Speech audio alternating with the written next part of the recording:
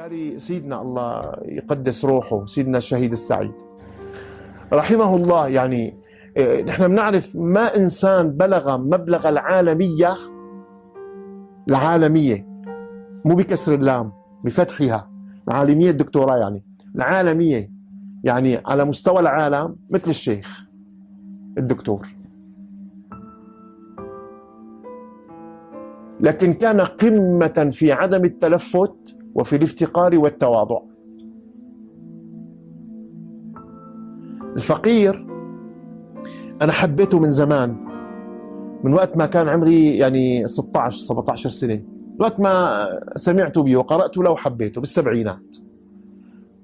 وكتبه يعني خدمت هذا العقل كثيرا، ويعني حمته من الضياع، كتبه حرفه، لأنه كان صادقا في حرفه.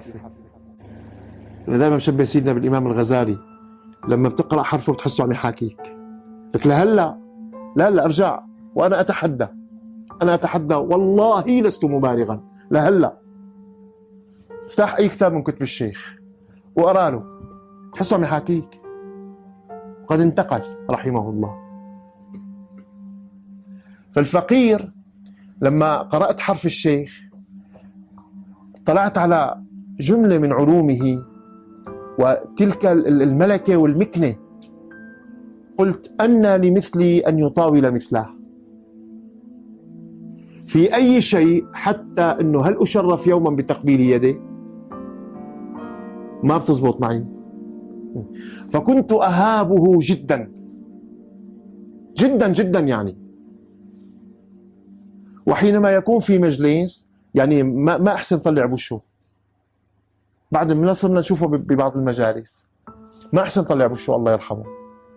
لما قدر الله عز وجل أن أزرع في قلبه وأن أسكن هذا القلب الكبير وأن يحتويني حتى من بعيد، ثم قدر الله عز وجل أن ألتقي به ذلك اللقاء، قلت الله أكبر، صدق من قال من وصف الحبيب الأعظم صلى الله عليه وسلم وهذا من وراثه، من رآه لأول مرة هابه، ومن خالطه معرفة أحبه.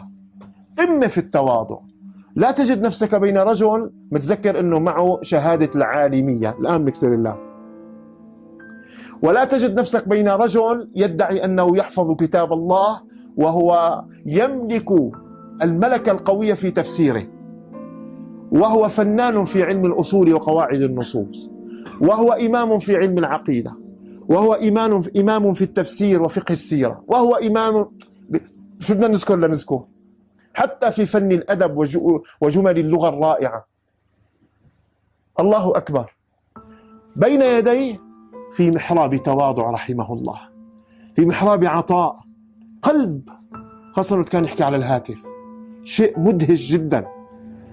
أدركت عظمة الاتباع، كيف أن الله سبحانه وتعالى يجعل من تابع الحبيب الأعظم صلى الله عليه وسلم مصدر شرف وعز.